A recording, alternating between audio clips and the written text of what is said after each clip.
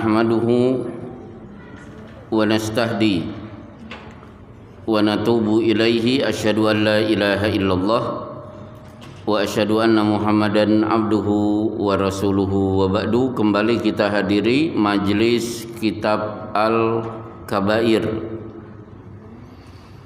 kumpulan dosa besar, dan hari ini memasuki dosa besar nomor urut keempat, mani'u az-zakah, orang yang menolak, tidak mau membayar zakat. Berkenaan dengan zakat, sebagai mukadimah bisa saya sampaikan bahwa kalau ada orang miskin di pagi hari tidak sarapan, kalau ada anak putus sekolah, kalau ada siswa 7 bulan SPP belum terbayarkan, ini berarti ada uang orang miskin yang masih tertahan di rekening milik orang-orang kaya. Jadi sebenarnya ketika Bapak punya penghasilan tetap melebihi kadar, tabungan juga Masya Allah banyak, itu sebenarnya ada hak-hak orang miskin. Seandainya tidak tertunaikan, maka akibatnya orang miskin ada yang lapar, orang miskin ada yang tidak bisa bayar SPP, tidak bisa sekolah dan lain sebagainya. Yang kedua, syariat zakat menyebabkan ada perbedaan mencolok antara zakat dan pajak. Kalau zakat itu hanya diambil dari orang kaya, tapi kalau pajak tidak peduli, dia miskin, kalau punya rumah wajib dibayar pajaknya. Jadi pajak itu tidak mempedulikan dia statusnya kaya atau miskin. Tapi kalau zakat tidak. Bahkan kepada orang-orang yang membayar zakat, ternyata baik ayat maupun hadis banyak memberi nasihat bahwa sebelum membayar zakat pastikan urusan rumah tangga sudah beres. Sehingga Sa'ad bin Abi Waqqas yang akan bersedekah jor-joran, maka diingatkan oleh Rasulullah sallallahu alaihi wasallam, innaka intadara warasataka agniya khairun laka min antadarahum alatan yatakaffafunan nasa. Kamu mati meninggalkan ahli waris dalam keadaan kaya karena mereka mendapatkan warisan dari dirimu dengan banyak, itu jauh lebih baik daripada jor-joran bersedekah, akhirnya hak waris untukmu malah untuk anak-anakmu sedikit, ujung-ujungnya anak-anakmu menjadi miskin dan menjadi tanggungan bagi masyarakat. Bahkan Rasulullah masih memberi nasihat lagi kepada Sa'ad bin Abi Waqqas, innaka lan tunfiqa nafaqatan tabtagi biha wajhallah illa ujirta laha hatta ma taj'ala fi fami imra'atika. Kamu mau berinfak, pengen dapat pahala dari Allah, padahal sesuap makanan masuk mulut istrimu itu juga infak dan engkau berhak untuk mendapatkan pahalanya. Jadi jangan jauh-jauh memikirkan orang lain, istrimu dan anakmu itu jauh lebih berhak. Maka ada sahabat datang menghadap Rasulullah, dia ngerogoh saku, dia keluarkan 1 dinar. Ya Rasulullah, indi dinarun, saya punya uang 1 dinar. Saya apakan? Anfikhu ala nafsika, keluarkan infak untuk memenuhi kebutuhan pribadimu. Berarti kalau Bapak punya duit terus beli pulsa, beli bensin untuk motor dan mobil, itu sebenarnya sudah bernilai infak dan kita berhak dapat pahala dari Allah. Ternyata dia ngerogoh lagi, indi dinar, masih ada dinar yang lain. Ya Rasulullah, anfiqu ala ahlika, keluarkan infak untuk memenuhi kebutuhan istri dan anakmu. Ngerogoh lagi, indi akhar, saya masih ada dinar yang lain. Anfiqhu ala khadimika, keluarkan infak untuk menggaji pembantumu. Dia ngerogoh lagi, indi akhar, ini masih ada dinar yang lain. Anta absor, kamu lebih paham, lebih tahu. Setelah urusan rumah tanggamu selesai, silahkan engkau berikan di luar rumah. Termasuk ketika Rasulullah bersabda, dinarun anfaqtahu fi sabilillah, 1 dinar engkau infakkan untuk jihad fi sabilillah, berarti untuk jalur Gaza sekarang. Wa dinarun anfaqtahu fi raqabatin, 1 dinar engkau keluarkan untuk membebaskan tawanan. Wa dinarun tasaddaqta ala miskin, 1 dinar engkau sedekahkan buat orang miskin. Wa dinarun anfaqtahu ala ahlika, 1 dinar engkau infakkan untuk memenuhi kebutuhan keluargamu. A'dhamuha ajran, yang paling besar pahalanya, dinarun tasaddaqta ala ahlika, anfaqtahu ala ahlika, 1 dinar yang engkau berikan untuk istri dan anakmu. Jadi sama-sama untuk makan, 1 untuk orang Palestina, 1 untuk anak dan istri. Ternyata pahalanya lebih besar yang masuk ke mulut istri dan anak. Jangankan zakat, bagi yang mau berinfak, para sahabat bertanya, wa yas'alunaka madza yunfikun, mereka bertanya bagaimana cara berinfak yang benar. Qul ma anfaqtum min khairin falil walidaini, yang mau berinfak nomor urut pertama orang tua. Orang tua sudah beres, wal aqrabin, kaum kerabat. Kalau kaum kerabat sudah beres, wal yatama wal masakin wabni sabil. Nah, boleh baksos untuk anak-anak yatim, untuk orang-orang miskin dan musafir yang kehabisan bekal. Maka akhirnya Allah punya ungkapan bagus. Wa yas'alunaka madza yunfikun, mereka bertanya kepadamu bagaimana cara infak yang benar. Qulil afwa, jawab Muhammad, silahkan berinfak kalau masih ada kelebihan. Jadi istri beres, anak beres, al afwa, masih ada kelebihan.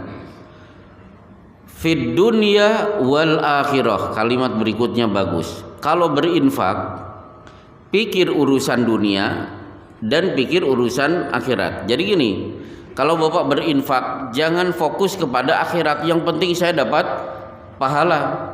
Tapi fid dunya wal akhirah, urusan dunia dan akhirat juga harus dipikir. Dunia itu apa? Istri dan anak.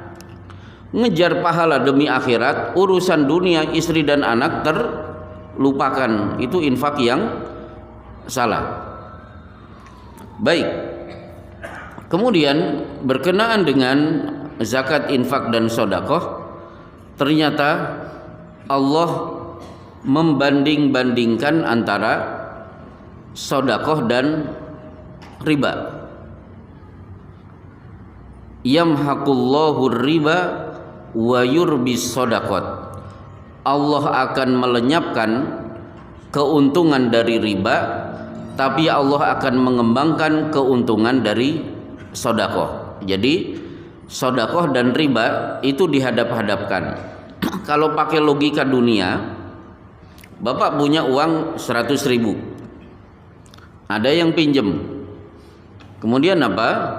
Baik, saya berikan pinjaman 100.000, tapi tolong nanti kembali 120.000. Secara logika saya dapat untung 20.000. Tapi saya punya uang 100.000, 20.000 saya sisihkan untuk anak yatim. Berarti kan kelong 20.000, berarti tinggal 80.000. Ternyata yamhaqullahu riba, keuntungan riba nanti akan Allah binasakan, Allah musnahkan. Wa yurbis sedekah, kalau sedekah Allah akan berikan ganti yang lebih baik.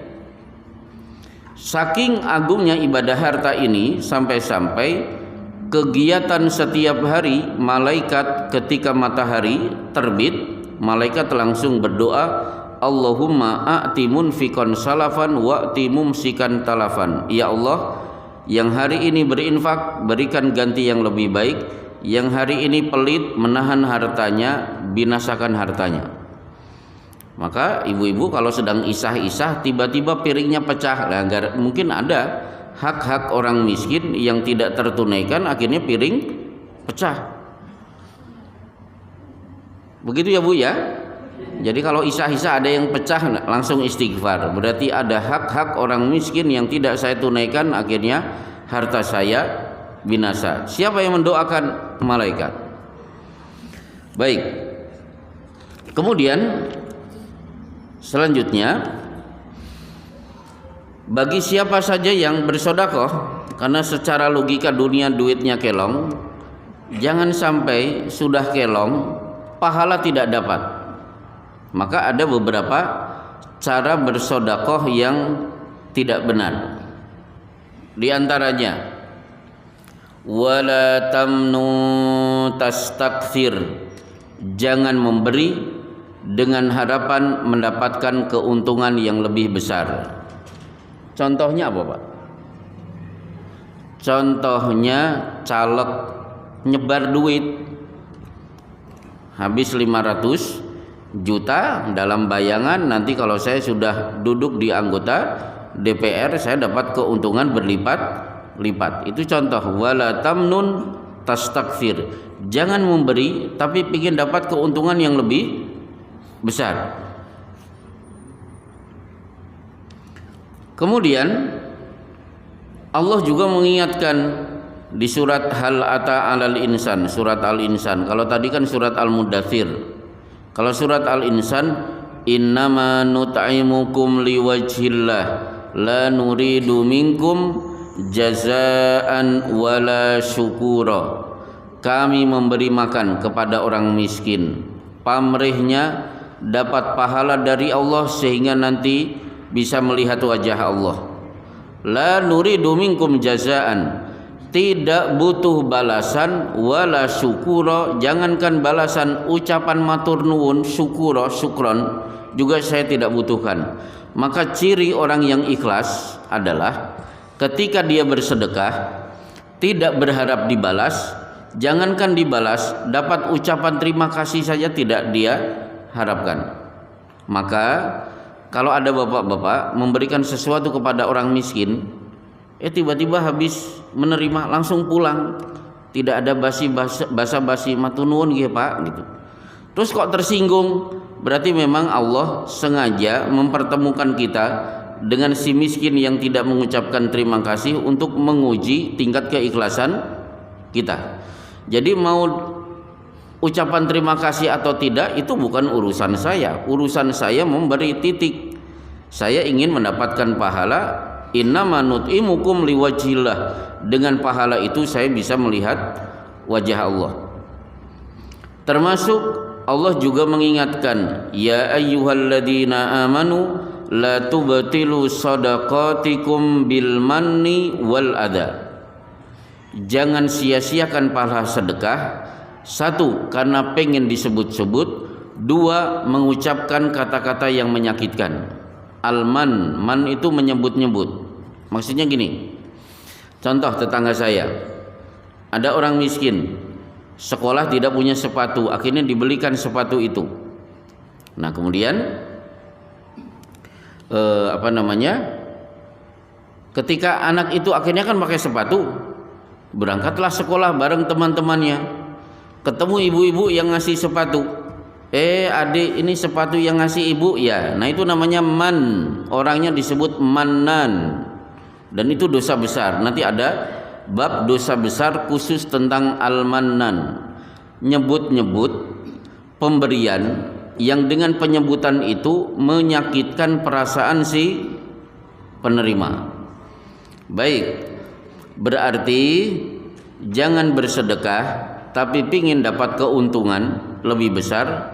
Jangan bersedekah dengan cara nyebut-nyebut, mengeluarkan kalimat yang menyakitkan si penerima, dan bersedekahlah tanpa ada pamrih, dapat balasan atau mendapatkan ucapan terima kasih.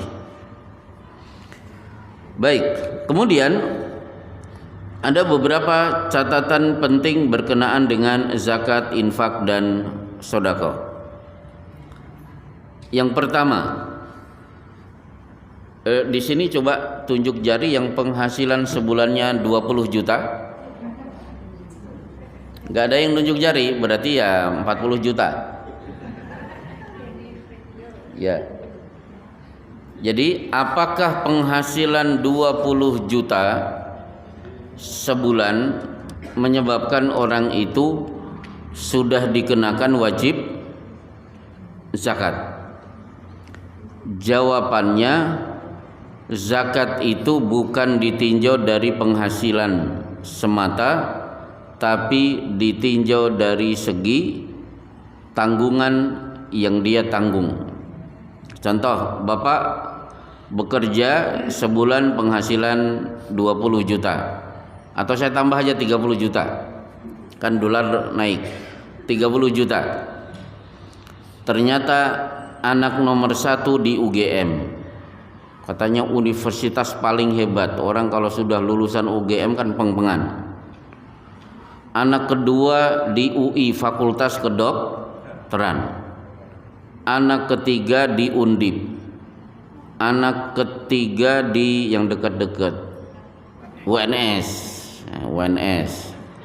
Anak kelima SMA. Unisra.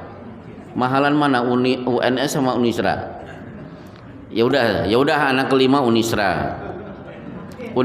Oh Unisra, iya harus diiklankan ya, Unisra, Universitas Sragen ya. Anak yang lain SMA dan SMP. Kira-kira dengan penghasilan 30 juta cukup tidak? Oh tidak cukup. Berarti dia masuk kategori miskin. Jadi jangan dilihat penghasilan, tapi juga dilihat tanggungannya. Berarti badan amil zakat wajib mengucurkan dana, kemudian diberikan kepada orang yang punya penghasilan 30 juta karena punya banyak anak yang semua sekolah membutuhkan biaya yang sangat besar. Kemudian masalah kedua, apakah anak yatim wajib membayar zakat?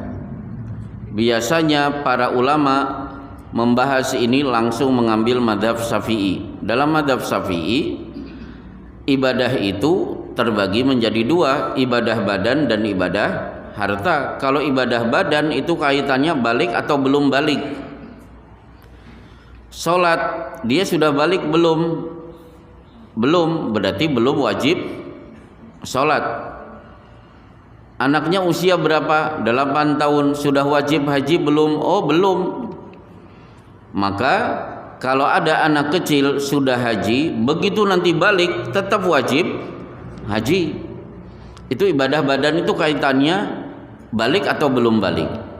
Tapi kalau harta, mau balik atau tidak balik, mau waras atau tidak waras, pokoknya punya duit sampai nisab, dia wajib bayar zakat. Imam Syafi'i membawakan dalil man waliya yatiman falyatajirhu wala tatruku hatta ta'kulahu shadaqah. Siapa yang ngurusi anak yatim, hartanya harus dikembangkan, dibisniskan, jangan sampai habis diambil oleh zakat. Berarti hadis ini memberi kesimpulan harta anak yatim itu harus dikembangkan, tidak boleh mandek. Yang kedua, begitu berkembang kemudian ambil zakatnya. Jadi tidak peduli dia yatim atau tidak yatim, sudah balik atau tidak balik, ketika kedua orang tuanya meninggal dunia bareng, meninggalkan sawah 200 hektar, kemudian ada yang mengambil alih, dikelola, hasilnya luar biasa, itu wajib dikeluarkan zakatnya. Kemudian masalah yang lain, perbedaan antara jual dan dagang, ini harus Bapak ketahui. Maksudnya begini, yang dikeluarkan zakat itu zakat perdagangan, bukan penjualan. Kalau bapak menjual sesuatu, niatnya bukan berdagang, itu tidak keluar zakat. Beda dengan dagang. Maksudnya begini, saya punya motor. Setelah 2 tahun ternyata ngelirik ada NMAX, kok bagus. Akhirnya motor yang saya miliki kemudian saya jual. Hasil itu dizakati tidak? Tidak, karena saya menjual. Beda dengan saya borong motor-motor bekas. Saya borong, saya beli, saya poles, saya servis, kemudian saya pajang, tertulislah di depan dijual motor bekas berkualitas. Berarti saya sedang berdagang. Nah, itu keluar zakatnya. Kalau menjual tidak. Contoh, saya mau naik haji, terpaksa menjual kebun atau sawah, kena zakat? Oh tidak. Tapi kalau saya borong tanah luas 2 hektar, kemudian saya kapling-kapling, ditulislah dijual kafling muslim, berarti saya sedang berdagang, bukan menjual tanah. Yang dikeluarkan zakatnya adalah berdagang, bukan menjual. Apalagi sering kalau di Bekasi beli rumah, awas bapak, rumah tidak boleh dimasuki kecuali harus dikeluarkan zakatnya. Ada yang beli motor, sudah dinaiki belum pak, jangan dinaiki, keluarkan dulu zakatnya. Enggak ada ceritanya seperti itu. Membeli barang itu tidak dikeluarkan zakatnya. Baik, kemudian ini saya sebutkan untuk menunjukkan zakat itu sebenarnya tidak berat. Sama-sama menemukan barang, sama-sama bernilai. Kita lihat dulu. Kalau barang itu kita yakini barang kira-kira 1000 tahun yang lalu, berarti itu namanya rikaz. Tapi kalau ibu-ibu jalan-jalan, tiba-tiba nemu tas, isinya cek dilihat ternyata 3 triliun. Lebay, bukan lebay bu, ngalamun itu kan gratis. Mumpung tidak bayar sekalian ngalamun, nemu cek isinya 3 triliun. Kemudian voucher umroh untuk 20 orang. Wah, masya Allah. Apalagi ada ATM lagi. Terus ada emas-emasan. Itu namanya luktoh. Yakin barang itu hari ini, zaman sekarang, zaman kiwari, itu namanya luktoh. Luktoh itu kan kullu malin ma'sumin ma'radun liddiya wala yu'rafu sahibuhu. Nemu barang itu berharga, saya yakin pemiliknya sedang bingung, tapi saya tidak tahu siapa pemiliknya, maka ihfad ifasoha, amankan barang itu, arif hasanatan, umumkan selama 1 tahun. Kok tidak ada yang ngaku? Fa in jaa sahibuha wa illa fasya'nuka ilaihi. Kalau tidak ada yang ngaku, ya sudah, itu milik si penemu dan tidak ada keluar zakat. Beda dengan nemu barang masa lalu. Wa fir rikasi al khumus, menemukan barang kuno langsung dipotong 20%. Baik, nanti kapan-kapan kita bahas fikih luktoh, menemukan barang. Nah, kemudian ada masalah lagi. Saya Muhammad Shalih Utsaimin ditanya, apa bedanya zakat fitrah dengan zakat mal? Ternyata jawabannya simpel. Zakat mal mengikuti harta, zakat fitrah mengikuti badan. Loh, maksudnya apa? Kalau bapak membayar zakat fitrah, kaitannya dengan saum di bulan Ramadan, dan persiapan sholat Idul Fitri. Maka zakat fitrah dibayar di mana Bapak menunaikan sholat Idul Fitri. Kemarin-kemarin status saya masih orang Bekasi,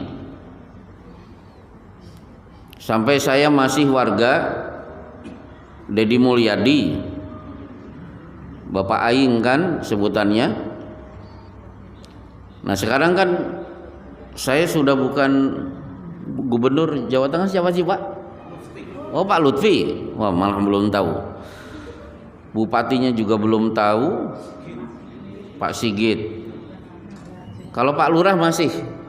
Oh masih. Kenapa? Takmir masjidnya kan masih. Iya Pak Hamdani insya Allah. Bismillahirrahmanirrahim.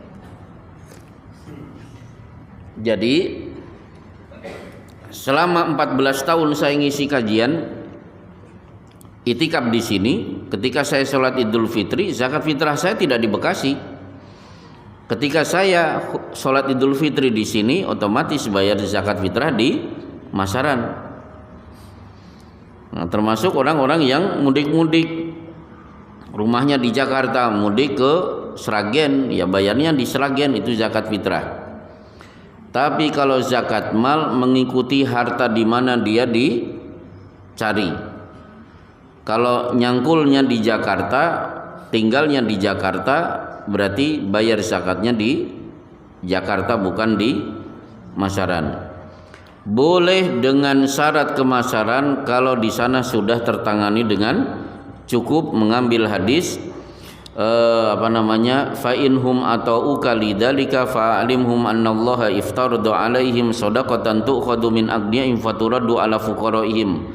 Penduduk Yaman kalau sudah mau sholat, maka sampaikan mereka wajib zakat, diambil dari orang kaya penduduk Yaman, diberikan kepada orang miskin juga penduduk Yaman. Kalau si miskin penduduk Yaman sudah beres, baru ekspansi ke luar.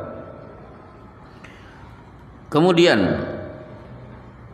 nah di kitab-kitab zakat sering muncul pembahasan hal fil mali hakun siwaz zakah. Saya sudah mengeluarkan zakat, apakah ada kewajiban lagi? Kan zakat sudah selesai. Apakah tetap ada kewajiban mengeluarkan harta padahal zakat sudah saya tunaikan dengan sempurna? Jawabannya, infak itu ada yang berstatus wajib. Tidak semua infak itu sunnah. Contohnya apa? Bapak zakat mal selesai, zakat fitrah sudah selesai.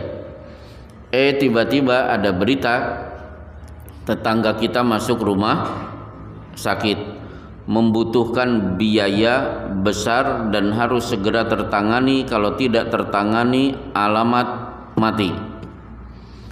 Apakah boleh kita berkata, maaf mas, saya tidak akan ikut donasi, tidak akan ikut iuran, saya sudah bayar zakat? Oh nggak bisa. Kalau saudara kita mati karena tidak ada pertolongan dari saudara-saudaranya, maka kematian tetangga kita yang karena tidak punya biaya rumah sakit itu menjadi tanggungan dosanya kepada tetangga-tetangga dan kaum muslimin yang tinggal di daerah itu. Termasuk saya sudah selesai bayar zakat, tiba-tiba ada satu muslim ditawan. Yang nawan sudah memberikan waktu 1 kali 24 jam tidak ditebus dengan 3 triliun, orang ini akan kami sembelih. Di live disiarkan secara langsung. Wajib tidak umat Islam iuran? Wajib, dan tidak boleh ada alasan saya sudah selesai mengeluarkan zakat. Baik, akhirnya kita masuk masalah inti, apa akibat orang yang tidak membayar zakat. Saya kumpulkan dalil-dalil, ada akibat dunia dan ada akibat akhirat. Akibat dunianya, wa ma mana'a qaumun zakata amwalihim illa muni'u al-qatru. Tidaklah satu kaum sudah mulai pelit, tidak mau membayar zakat, maka Allah akan tahan turunnya air hujan. Terjadilah bisinin, paceklik, kekeringan di mana.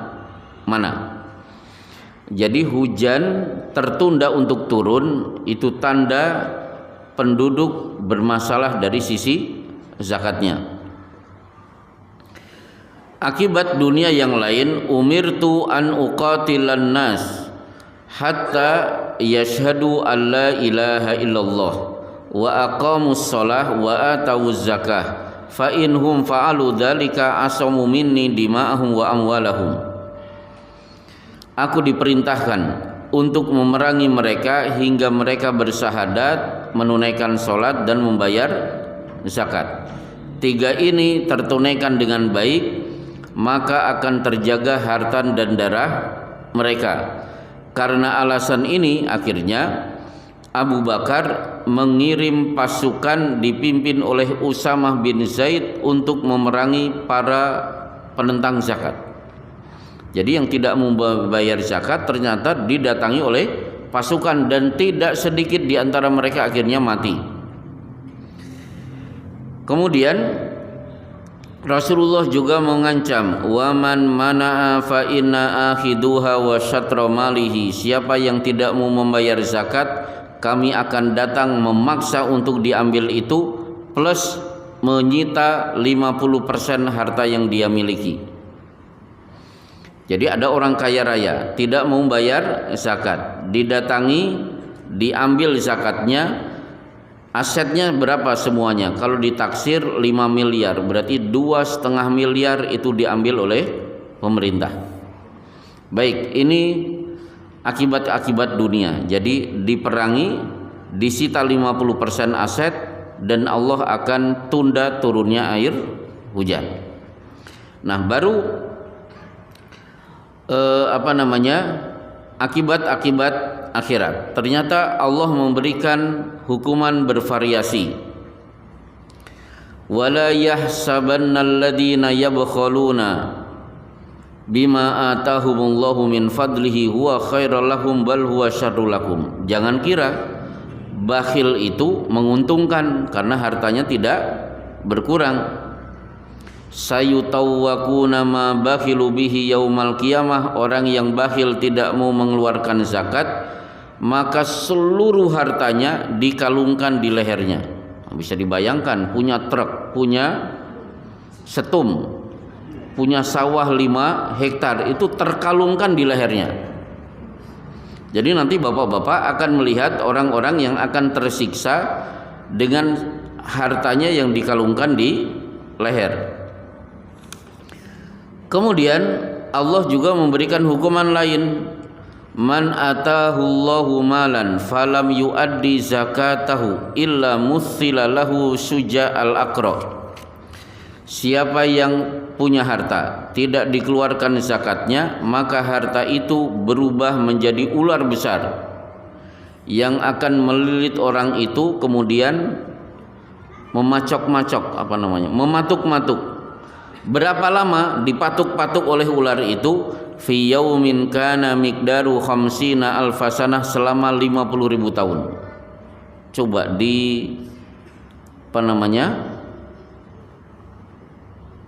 digubet ya? Dibelit. Nah, itu kan bahasa Indonesia toh, Bu? Ini saya sedang mencari kosakata bahasa Jawa. Dililit. Digubet bahasa Jawanya. Digubet. Nah, kemudian sudah digubet, ular itu akan memacok-macoknya, mematuk-matuknya. Ketika mematuk, ular itu akan mengatakan, ana maluka wa ana kanzuka. Aku hartamu, aku adalah yang kamu simpan-simpan tidak dikeluarkan zakatnya. Berapa lama? Bukan sehari, ternyata 50.000 tahun. Ternyata ada hukuman yang lain. Innal ladzina yaknizuna adh-dhahaba wa la yunfikunaha fi sabilillahi fasyirhum bi'adzabin alim yauma yuhma 'alaiha fi nari jahannam fatukwa biha jibahuhum wa junuduhum hadza ma kanastum li anfusikum. Maka seluruh harta akan berubah menjadi setrika, menyetrika tubuh orang itu. Setiap satu gerakan hada ma kanastum, ini hukuman karena dulu kamu suka nyimpen-nyimpen harta. Kita buka tafsir, berapa lama? Sama, fi yaumin kana miqdaru khamsina alfasana, berlangsung selama 50.000 tahun. Tapi khusus para peternak, hukumannya adalah semua ternak akan dikumpulkan, ditugaskan untuk menginjak-injak pemiliknya. Rasulullah tetap menyebut fi yaumin kana miqdaru khamsina alfasana, berlangsung selama 50.000 tahun. Nah, kemudian tapi ada juga siksa yang lain. Khuduhu fagulluh, ambil seret dia. Tsummal jahima salluh, kemudian lempar ke neraka jahim. Tsumma fi silsilatin dar'uha sab'una dira'an faslukuh, kemudian ikat dengan rantai besi yang panjangnya 60 hasta. Ketika dia disiksa, Allah mengatakan innahu kana la yu'minu billahil azim, karena dulu dia tidak mau beriman kepada Allah yang maha agung. Wala yahuddu ala ta'amil miskin, tidak peduli dengan orang miskin, akhirnya mereka pada kelaparan. Jadi siksanya bervariasi. Bapak-bapak kalau akan menyaksikan nanti tunggu pada hari kiamat, karena salah satu kegiatan penghuni surga adalah melihat bentuk-bentuk siksa yang ada di neraka. Insya Allah selesai. Sekedar pengantar. Bagi yang mau bertanya, dianjurkan di luar zakat, karena sudah jelas. Ya sebenarnya boleh. Iya, tapi saya begitu kan dulu saya teror dulu biar tidak nanya tentang zakat. Ternyata ada juga yang nanya. Ya udah, silakan. Maksudnya begini Pak Ustaz. Ya. Apabila kita berzakat, apakah zakat itu harus dibayarkan lewat amil? Masalahnya kalau kita bayarkan lewat amil, kita punya kerabat, yang kerabat itu jelas-jelas kalau ditinjau dari amil tidak pernah atau tidak tersentuh oleh amil itu. Ya. Jadi kita berikan sendiri. Satu. Yang kedua, kaitannya dengan tadi, zakat dibayarkan sesuai dengan tempat kita bekerja. Nah, kaitannya dengan ini, kita punya saudara yang misalnya kami bekerja di Sragen, Jawa Tengah, Ya. punya kerabat di Jawa Timur, ya. Dan Timur itu mereka itu fakir miskin, bolehkah kita membayarnya walaupun kita berada di Sragen ini? Ya. Yang pertama. Yang kedua, Lah, yang pertama udah panjang itu. yang pertama siap. Saya jawab dulu satu ya, nanti bingung saya.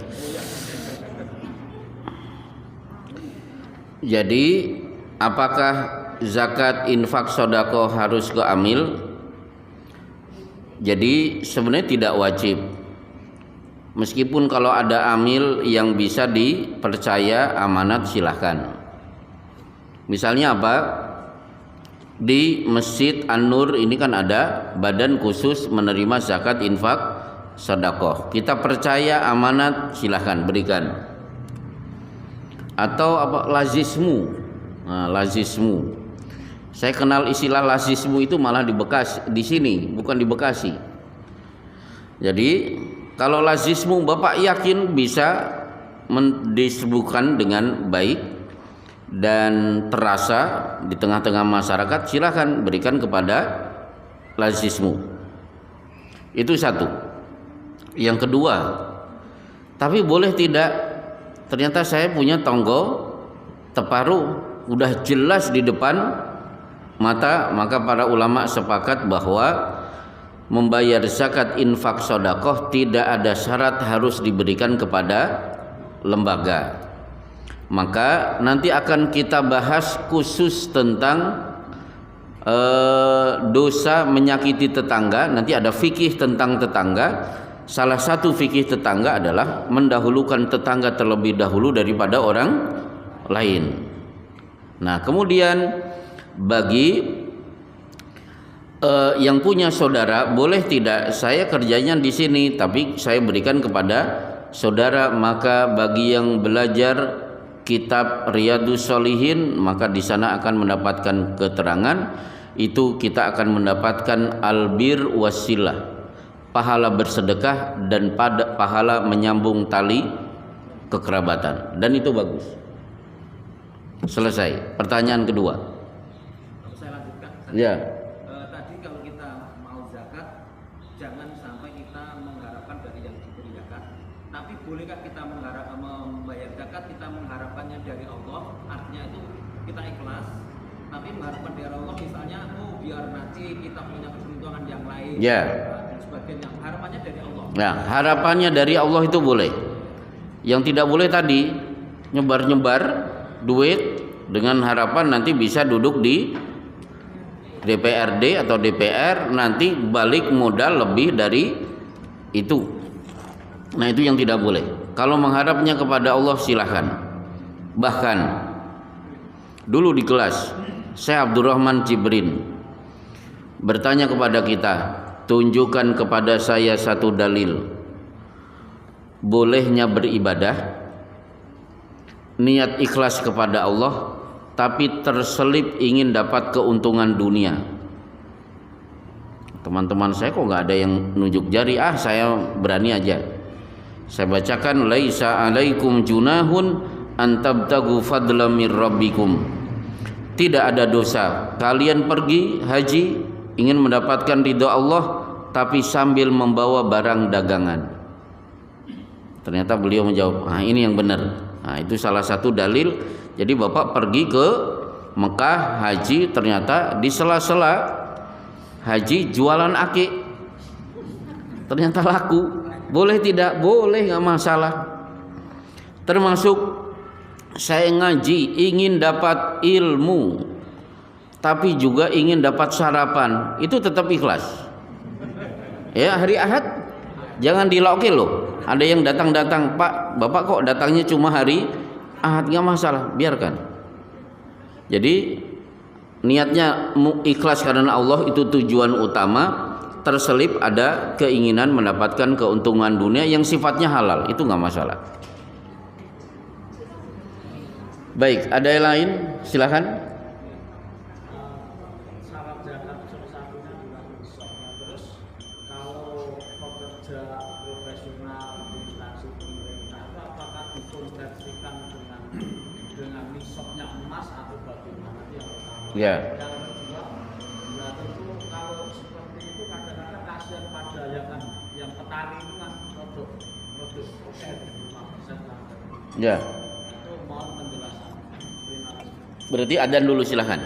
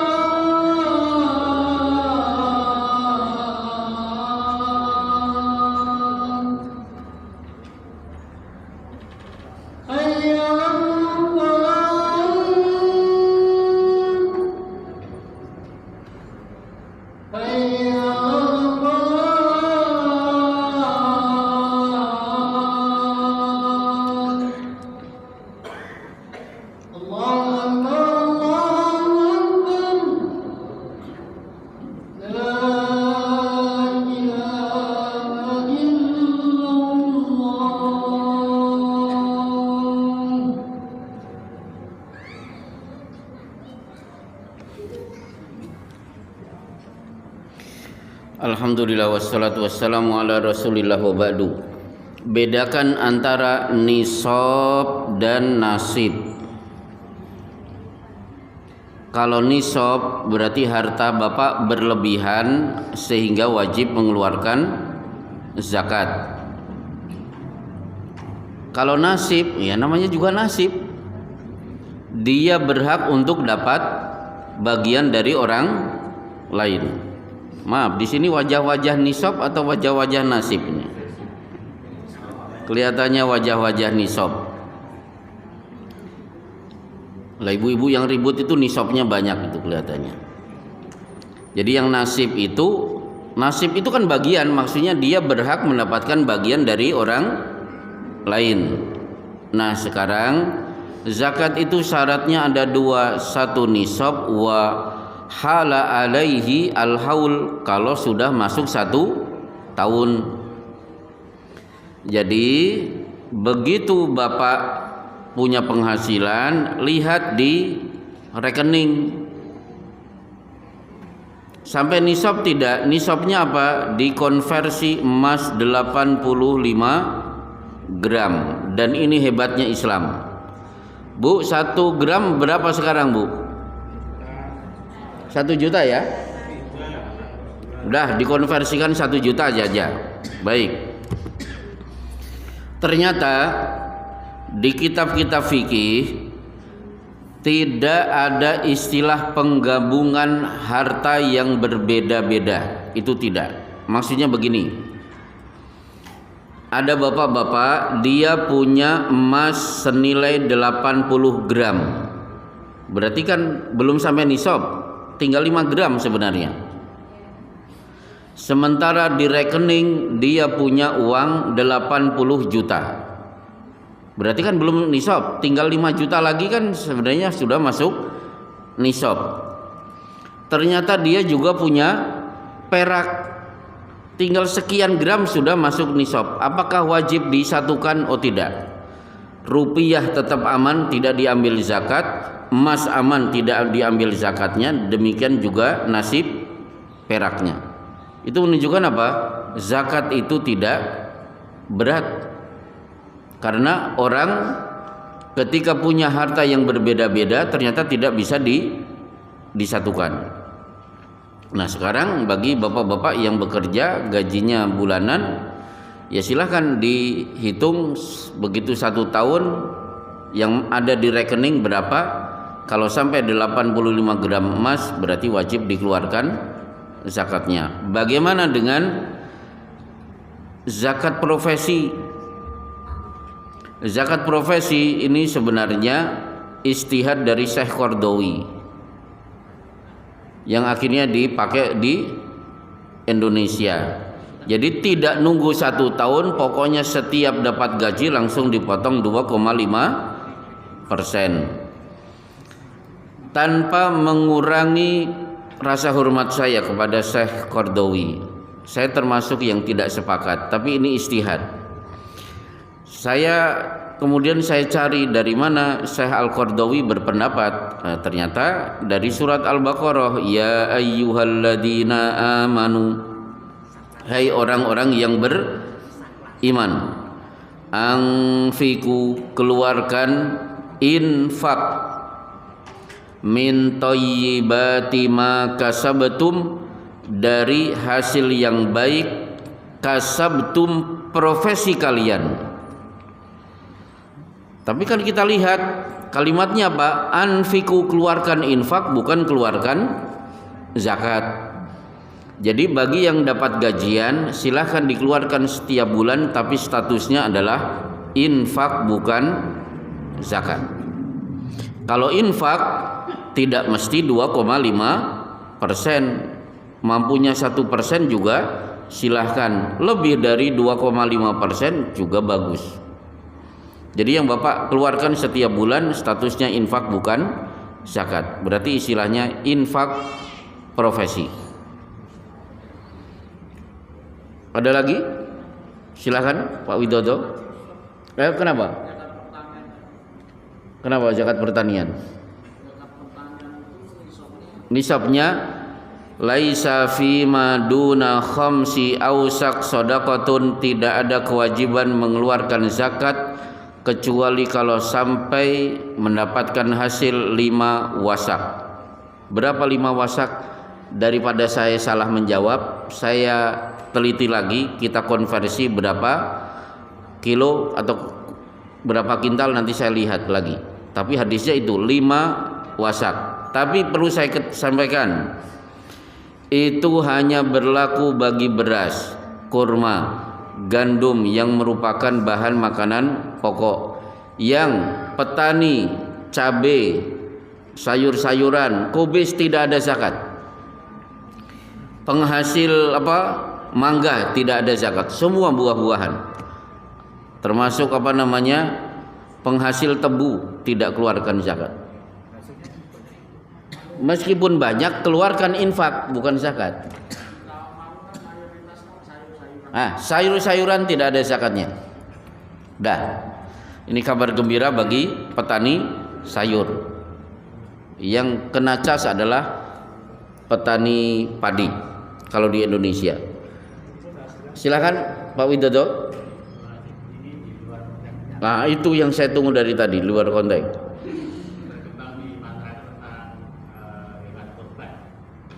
Ya. Dalam pemberian korban biasanya kan istilahnya tenaga ahli. Kemudian ada yang membantu dalam istilahnya nyacah gitu. Itu kalau biasa dari tahun bertahun-tahun itu biasanya dapat bagian. Nah, ya. Kemudian karena ada semacam sistem dan sebagainya untuk menjalankan atau pakpakan dalam perjalanan yang jelas katanya tidak boleh, itu tidak boleh untuk dikasih bagian, artinya hanya disebut upah tidak boleh. Bagaimana menurut pandangan Bapak Ustaz mengenai masalah ini, karena bertahun-tahun seperti kita mau di dalam kegiatan itu biasanya kasih upah atau gimana, tapi kok perkembangan sekarang itu katanya kasih. Intinya begini, hadisnya berbunyi wala tu'ti li jazaratiha syai'an, jangan diberikan bonus khusus dari daging yang disembelih kepada jazar. Jazar itu tukang penyembelih profesional. Hadis itulah yang akhirnya dipakai, sudah berkembang. Maka di tempat saya memang hati-hati. Jadi yang ikut kerja bakti ya sudah, kita kurban tenaga, tidak akan mendapatkan tambahan. Toh Ismail sudah berkurban, lehernya siap dipotong.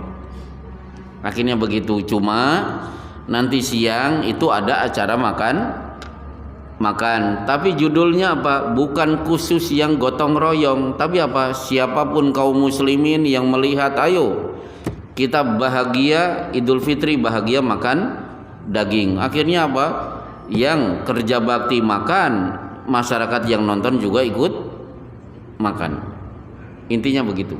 Kesimpulannya boleh ya Ustaz untuk diberi potongan daging tersendiri bagi yang kerja bakti. Ya, yang kerja bakti, kehati-hatian kita adalah tetap diberikan sama dengan yang lain, karena tidak ada bagian khusus dari daging yang disembelih li jazaratiha, untuk jazar. Jazar itu apa? Yang nyembelih, berarti kepada yang lain-lain juga. Ya, yang profesional itu hanya kita berikan duit. Pak, yes, satu sapi kami akan memberikan upah sekian ratus ribu. Ya, tapi begitu nyembelih ya sudah selesai. Jenengan tidak akan kami berikan kakinya atau kepalanya atau kulitnya. Nah, itu yang sekarang ini banyak yang berhati-hati. Di tempat saya juga akhirnya ya sudah, bismillah, kita tidak akan mendapatkan tambahan. Akhirnya begitu. Kalau di tempat saya di sana, nggak tahu di sini. Nanti silahkan dicek ke ustadz-ustadz lain lagi.